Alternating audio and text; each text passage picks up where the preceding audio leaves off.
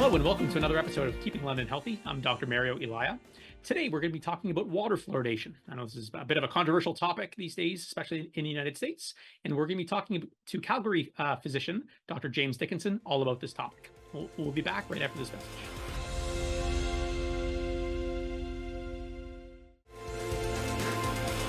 All right, and welcome back. I'm pleased to be joined today by Dr. James Dickinson. Dr. Dickinson is a professor from Calgary. He's from the University of Calgary in the departments of family medicine and community health sciences. So thank you for joining us today, Dr. Dickinson. It's a pleasure. The reason we brought Dr. Dickinson on is to have a conversation today about water fluoridation.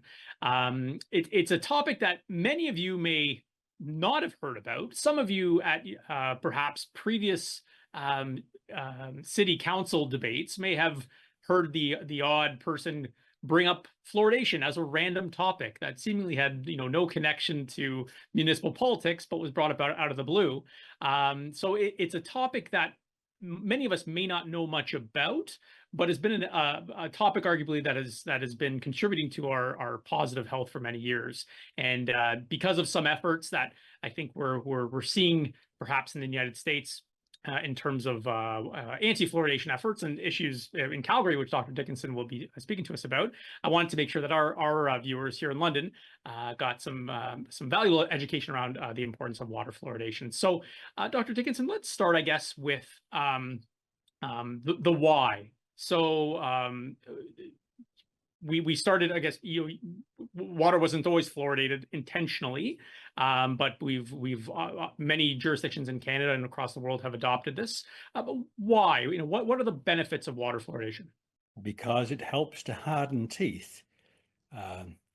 Fluoride is a natural mineral. It's the seventh most common element in the Earth's crust. So it's all around us in small quantities. But it was noticed in the early half of the 20th century that people in some areas of the United States had brown teeth but no dental decay. And that's places where there were high levels of fluoride in the water. And that led to a series of experiments that were done in the 1950s, including one was in Brantford, so in the States and in Canada, where fluoride was added to municipal water supplies, and it was shown that that substantially reduced the dental decay experience, particularly of children, but of all ages. Then it's been refined a bit, and obviously it was worked out that you could put fluoride in toothpaste as well. So that's been added. Now, recently, people have said, well, in the era when everybody's brushing their teeth with fluoride toothpaste, you don't need fluoride in the water.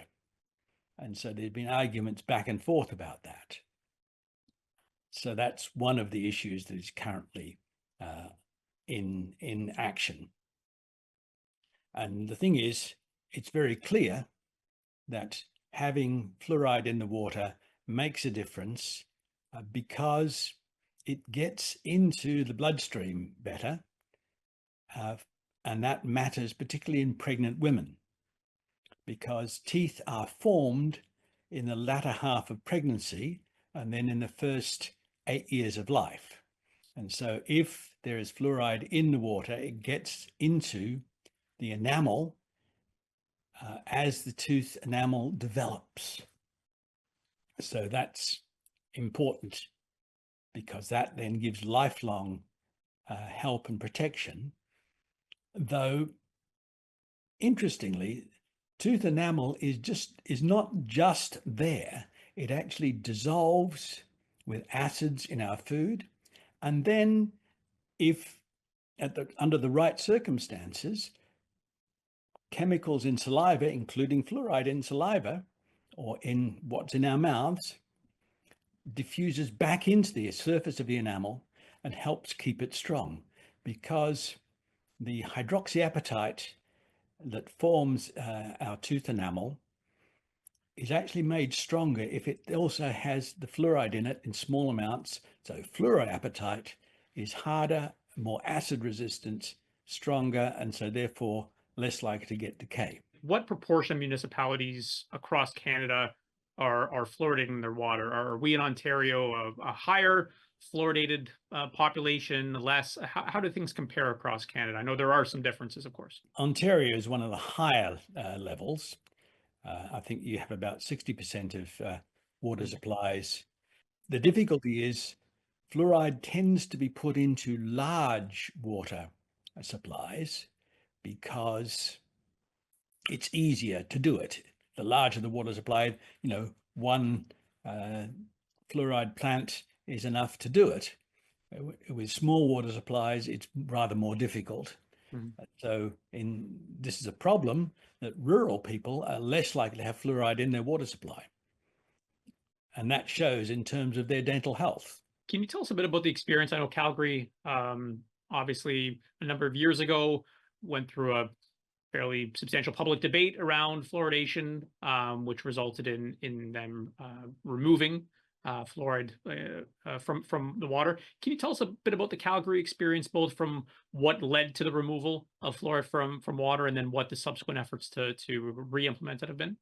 Calgary had its fluoride in the water from about 1991, and then that needed to be the plant needed to be renewed in 2011 because it was getting old and needed redoing.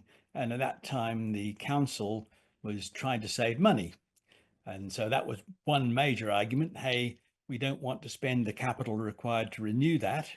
And there had been a lobby group against fluoride, which had been quietly talking to all the councillors, and many of them listened to that lobby group to have it taken out.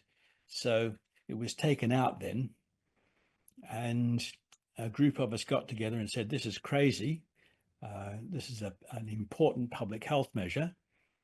And so there was a plebiscite about 4 years ago in the last council election, and a majority, substantial majority, said we want fluoride in the water. So it's going to go back.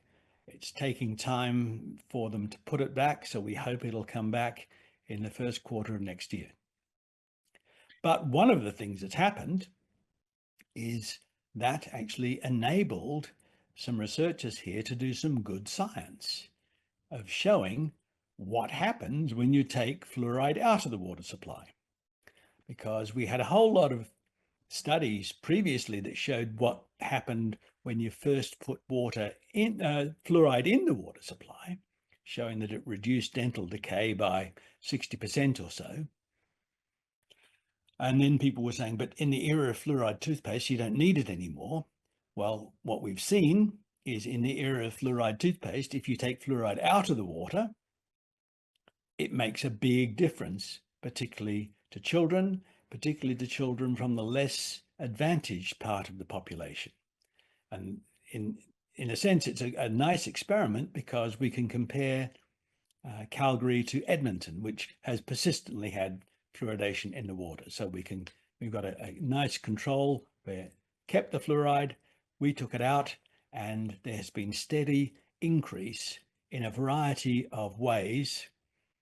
First of all, in the amount of tooth decay in surveys of children in schools.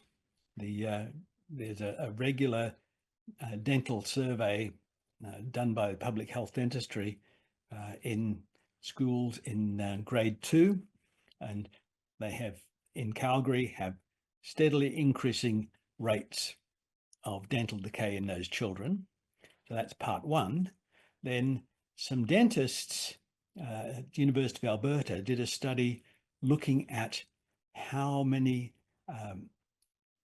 children had to have tooth extractions and other dental procedures done under general anesthesia, because in young children, it's a bit difficult to do major dental activity because they can't cooperate. So you have to have a general anesthetic. So that enabled them to look at the Medicare billing and see that that is steadily rising in Calgary. whereas it's staying steady in Edmonton. So we're getting a lot of children who are needing general anesthetic to have major dental procedures. So that's a second set of evidence. And then there's a third set of evidence, which is from our children's hospital, where they're having to do intravenous antibiotics for children who have major infections resulting from dental abscesses. So those are obviously the extreme cases, but they're a marker of a whole lot of trouble that people are getting because of lack of fluoride in the water. And we'll be right back after this message. And we're back with Dr. James Dickinson. What do you think? So the debates that were happening at the time of kind of defluoridation by the anti-fluoride groups, not to validate their concerns, but what are we hearing from them? What are their, I know a lot of them are anti-science and a lot of them have fairly wacky beliefs around a lot of things. What are the things they most frequently cite, and kind of how do we counter those messages? The first one they say is, hey, it's all the parents' fault if they don't brush their children's teeth. Now, that's a real problem. First of all, yes, there are children whose parents are not perhaps as socially responsible, but more often I think they may be immigrant parents or not very well educated, or there's a variety of factors. And just because that's happening, we shouldn't then abandon those poor children. So if parents can't afford toothbrushes and toothpaste, and when people are worried about whether they've got a roof over their head and heating in the house, then maybe toothbrushing is lower on the priority list. So there are a lot of people for whom every cent counts. So we don't want to abandon those children. It makes a difference for them whether they're going to be able to grow up as productive members of society. Because interestingly, we know that people who have rotten teeth, first of all, can't eat so well. They tend to be less well nourished, and they don't get good jobs. Particularly, they don't get customer facing jobs. People who have rotten teeth don't get front desk jobs. They get jobs back in the warehouse or whatever. And they're afraid to smile because, they don't want to show their rotten teeth. So there's a whole lot of problems that happen to children who start off with bad teeth. So that's one thing that needs to be looked at. We need to look after the children, even if their parents don't look after them. But the other group of children, those of us who've had children know that sometimes you're having battles with your children about a variety of behavior issues, and toothbrushing can be one of those. And so if parents have children who have behavior problems, who have illnesses and so on, it's difficult to ensure teeth are brushed regularly because it can become a bit of a battle. So parents who are having trouble with their children, hey, that's another issue. Right, another argument that's used is, hey, most of the water that comes through isn't actually drunk. Most of it is used for washing or washing cars or watering the lawn. So that's terribly wasteful. And that's true. 99% of the fluoride doesn't actually end up being drunk, but it doesn't matter because it's so terribly cheap. Fluoride is a very common element, and so it's cheap to get the fluoride chemicals. I mean, the same applies to the chlorine in the water. Most of the chlorine in the water that is used to make sure we don't get gut infections from our water, that's also wasted. We don't need that for washing our cars either. But, we still do it because, hey, getting infections from our water is not a good idea. So that's a trivial and irrelevant argument. The other one that really matters is that people are now saying, oh, fluoride in the water causes lower intellectual achievement in children? Now, that's a serious question. And there are some studies, including some done in Canada, that purport to show that. Seeing as fluoride has been used now for over 50 years,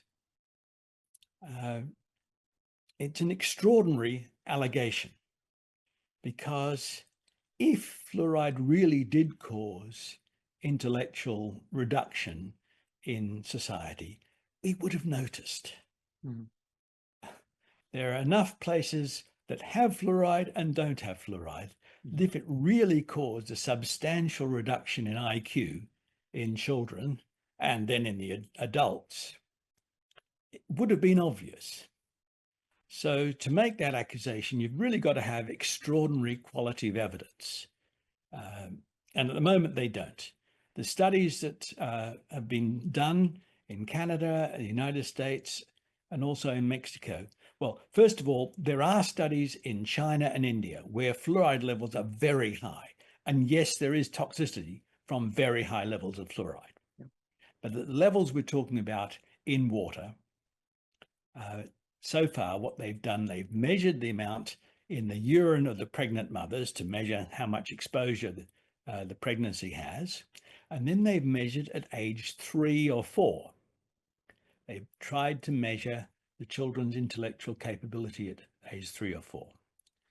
Now, I'm afraid to say that those of us who've had children recognize that trying to measure children's intellectual capacity at age 3 or 4 is a fairly dubious activity. Mhm. Yes, it can be done, but it's really very difficult, because children that age can't concentrate for very long and they have all sorts of behavior issues and so on.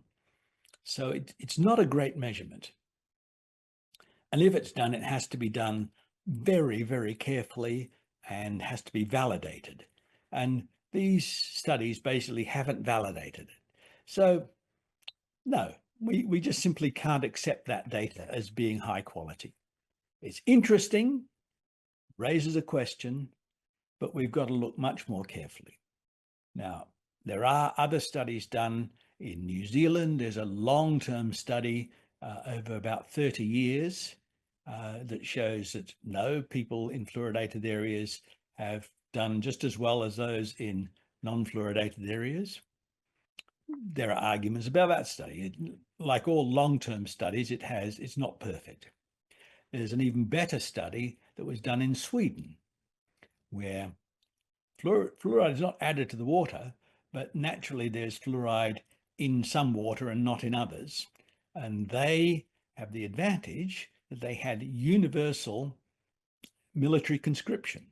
So round about the age of 19 or 20, every Swedish male was called up for assessment for the armed forces. And that included a dental assessment. So they're able to look at and it also included measures of intellectual capacity and so on.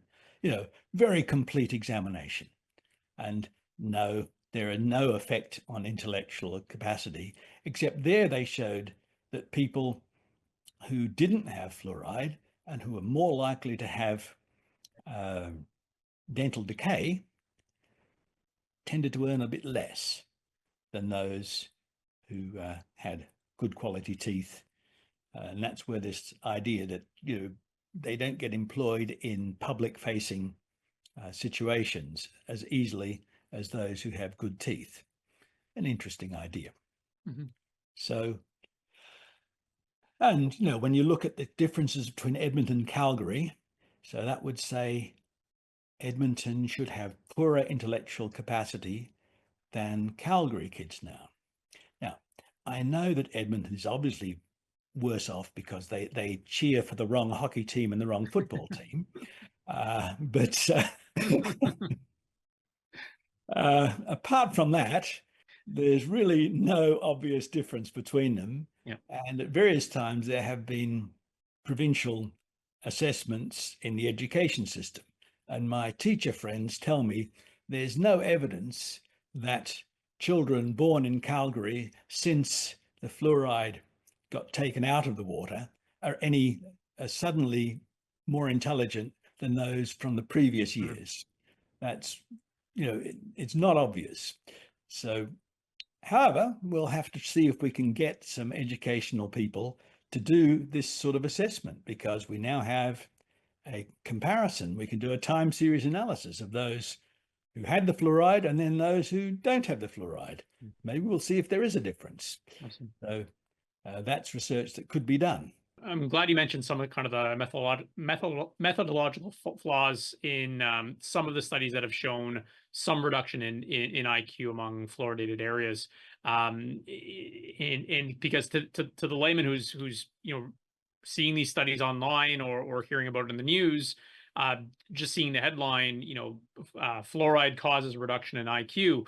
But when you dig down, a lot of these studies have some fairly fatal flaws in terms of drawing any conclusions, like comparing, stating that one area that is, has higher fluoride levels than the other, with generally lower IQ, but not accounting for the many confounding variables in a geographic location that could also explain things. A recent study from the past year that looked at maternal urine fluoride levels as a proxy to kind of their fluoride exposure leading to lower IQ, but knowing that maternal urine fluoride levels not actually very accurate. So things like this, people need to be really careful about in jumping to conclusions based on headlines, because there is a fair bit of misinformation out there. This is a topic that, for better or worse, some opponents have a fairly strong kind of emotional attachment to, and I'm sure you've seen this. There's almost like a kind of a tribalism and an identity that some of these opponents have adopted, where this is kind of the most important thing to them, and a lot of whom aren't necessarily the most scientifically literate, but are very passionate about this issue, which is a bit concerning when it comes to the fact that this is a local political issue, and each municipality is making decisions on this, and all it takes is kind of a bit of a political wind to sway in one direction for a major policy to be changed. You're right. That's a major issue. There's a couple of other issues in that. First of all, I don't understand why the people who are doing these studies don't do further assessments of those children at maybe age 10 or in teenage years, when you can actually do much better quality measurements of IQ and so on, and intellectual activity. So if they really believe they've got an important issue, then they should be doing measurements at an age when the measurements are actually going to be more stable and better. That's one thing. Then in the United States, we have to be very careful, because the United States has a lot of exposure of children, particularly inner city children, to lead. It used to be lead from car exhausts, and then lead paint, and a lot of inner city US, well, there's some of it in Canada as well, lead paint, so exposure of children to lead, but it's much less here. In America, the lead lobby allowed lead paint to be used much longer.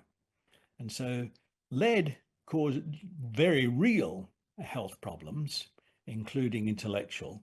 And so they have to get rid of that as a confounder if they're going to make any sense of the data.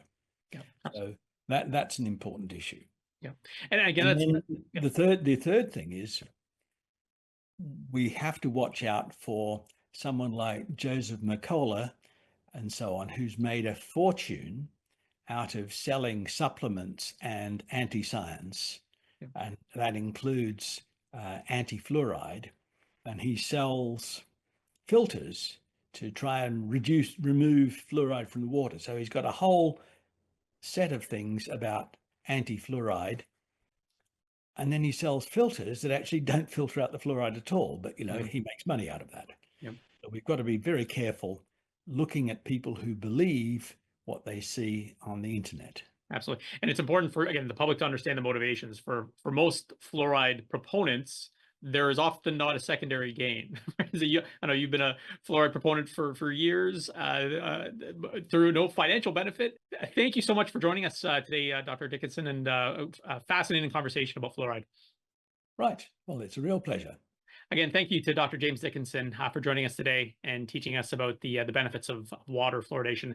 Obviously, an important topic, and one I hope our local leaders can continue to take leadership on. And until next time, stay healthy.